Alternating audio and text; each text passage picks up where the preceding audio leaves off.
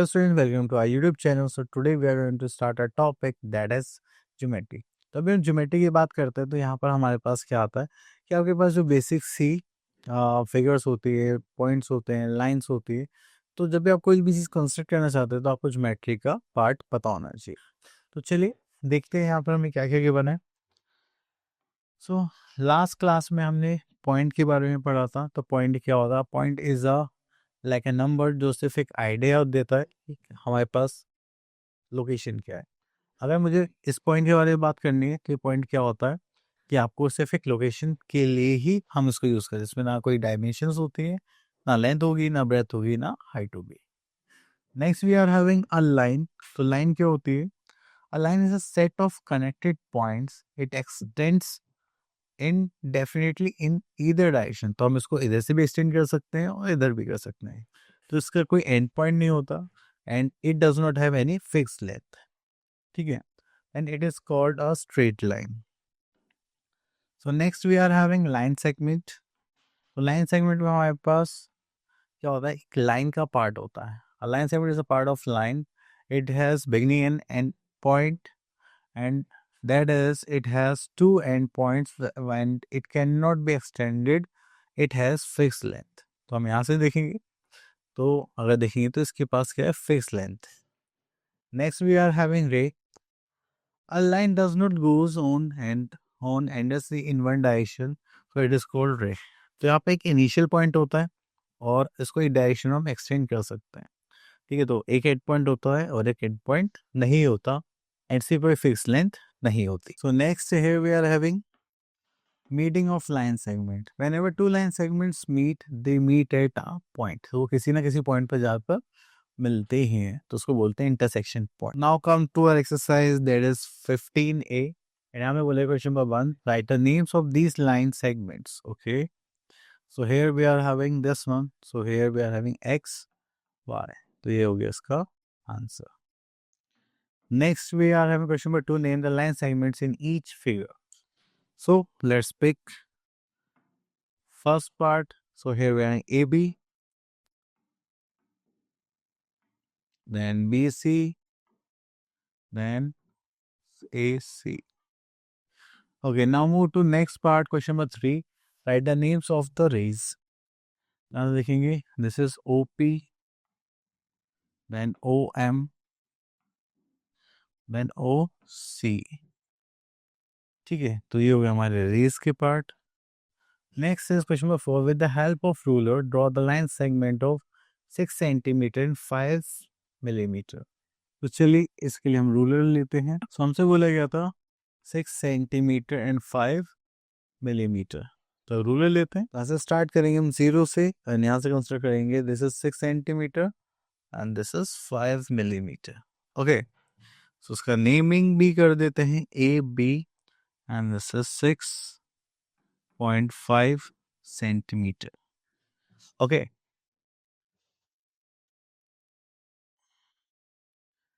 Next is यहाँ पर कुछ हमारे पास थेरेटिकल क्वेश्चंस है। तो 8 पार्ट देख लेते हैं। How many point does a रे हैव? तो रे के पास कितने पॉइंट होते हैं? Only 1। How many and point does a line segment have? तो उसके पास कितने होते हैं? हमारे पास 2। ओके, नेक्स्ट हम तो एंगल एंड देयर मेजरमेंट। तो देखिए जब भी आप दो रेस को एक इनिशियल पॉइंट से कंसिडर कर दें कि यहाँ से यहाँ जा रहा है, यहाँ से यहाँ जा रहा है, तो वो क्या फॉर्म करते हैं? एंगल। तो ये कितनी डिग्री का होता है उसको हम क्या बोलते हैं? अपना एंगल। ठीक है, तो अब ये जो एंगल है इसमें इसको, ये जो दो आपको रेस दिखाई दे रही है, ठीक है, ये होते हैं आपके आर्म्स और जिस पे ये पॉइंट फॉर्म करते हैं वो होता है आपका वर्टेक्स। ओके, तो चलिए, तो अब आ जाता है नेमिंग ऑफ एंगल पर। Consider this diagram. ओके, अगर हमने यहाँ पे नेम देना है तो हम एंगल क्यू भी बोल सकते हैं, एंगल पी क्यू आर भी बोल सकते हैं, एंगल आर क्यू पी, पर सेंटर में क्यों होना चाहिए? ठीक है, तो ऐसे हमें नेमिंग करनी होती है। तो हम ऐसे भी लिख सकते हैं जैसे कि एंगल में करना है, दैट इज एंगल एक्स। तो यहाँ पे दो एंगल है, एंगल 1 और एंगल 2 भी हम रिप्रेजेंट कर सकते हैं। अगर हम कंपैरिजन करें तो आपको कौन दिखाई दे रहा है? तो जैसे कि ये थोड़ा सा स्पेस ज़्यादा है एंड स्पेस कम है। ठीक है, तो which one is greater? This one. Next we are having measuring angles. तो ये होता है हमारे पास प्रोटेक्टर। इसमें दो साइड से नंबरिंग होती है, नीचे से और एक ऊपर से। तो अगर आप इधर से कोई एंगल फॉर्म करना चाहते हैं लेफ्ट हैंड साइड से, तो आप अपर नंबरिंग को यूज़ करेंगे। अगर आप राइट साइड से यूज़ करना चाहते हैं एंगल बनाना, तो आप नीचे वाले नंबर्स को लेंगे। ओके, सो यहाँ पर आता है मेजर कैसे करते हैं। अब मैंने एक एंगल फॉर्म कर दिया, मुझे नहीं पता कितने का है, तो मैं क्या करूँ, प्रोटेक्टर उठाऊंगा, इसके जो सेंटर पॉइंट है यहाँ पर अपना सेंटर रखूंगा। तो मैंने देखा 60 से थोड़ा सा कम है, तो कितना हो गया, 57 डिग्री है। ठीक है, तो ऐसे हम मेजर करते हैं। So then is how to make angle by measuring side with the help of protractor. Okay, चलिए वो कोई क्वेश्चन होगा तो उसके हिसाब से देख लेंगे। Next we are having kinds of angles. तो first is right angle.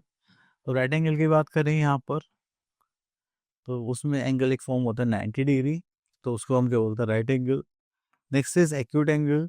Acute angle वो एंगल्स होते हैं जिनका जो मेजरमेंट है, ठीक है, is less than 90 degree and more than 0 degree, तो वो क्या होता है, acute angle. Next is obtuse angle. तो ऑब्टूज एंगल आपको राइट एंगल से हमेशा ज़्यादा दिखाई देंगे, तो इसलिए इनको बोला जाता है measuring is greater than 90 degree but less than 180 degree. ठीक है, अगर आपके पास स्ट्रेट एंगल है, मतलब एक स्ट्रेट लाइन पर हम एंगल कोई फॉर्म कर रहे हैं, तो वो क्या होता है आपका स्ट्रेट एंगल, जिसका थीटा कितना होगा, 180 degree. Next we are having reflex angle. तो रिफ्लेक्स एंगल की बात करें तो ये क्या होगा, आपका ऐसे अपोजिट होगा। ठीक है, उसको हम क्या ले सकते हैं, 180 डिग्री से वो ज़्यादा होगा और 360 डिग्री से वो कम होगा, उसको हम क्या बोलते हैं, रिफ्लेक्स एंगल, DEF।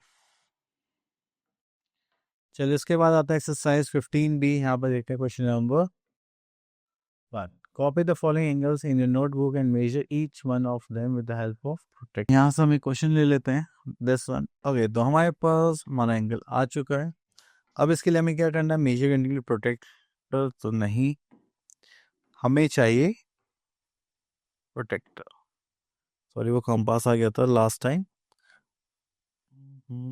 उसको यहाँ पे एडजस्ट करेंगे, तो आपको 40 से थोड़ा ज़्यादा दिखाई दे रहा है, तो 1 2 यहाँ पे मान लेते हैं, 42 मान लेते हैं। ठीक है, तो दिस इज ऑफ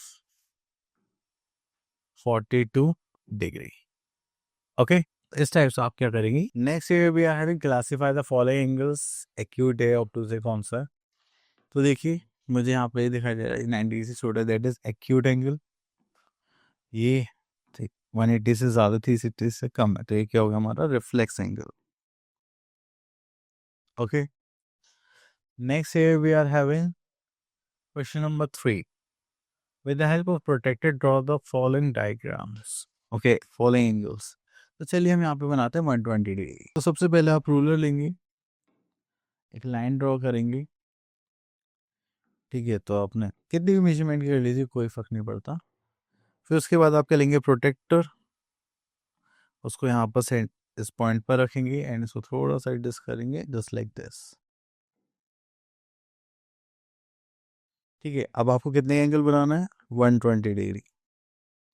तो आप ये कहेंगे, यहाँ से 0 से देखेंगे, दिस इज 90, 100, 110, 120। अब इस पर ऐसे डॉट कलेक्ट करेंगे, तो इस पॉइंट से यहाँ से इसको ऐसे ज्वाइन कर देंगे। ठीक है, तो आपने देखा ये जो एंगल फॉर्म हुआ है, ये कितने का हो गया, 120 डिग्री। उसका नेमिंग कर देते हैं AOB।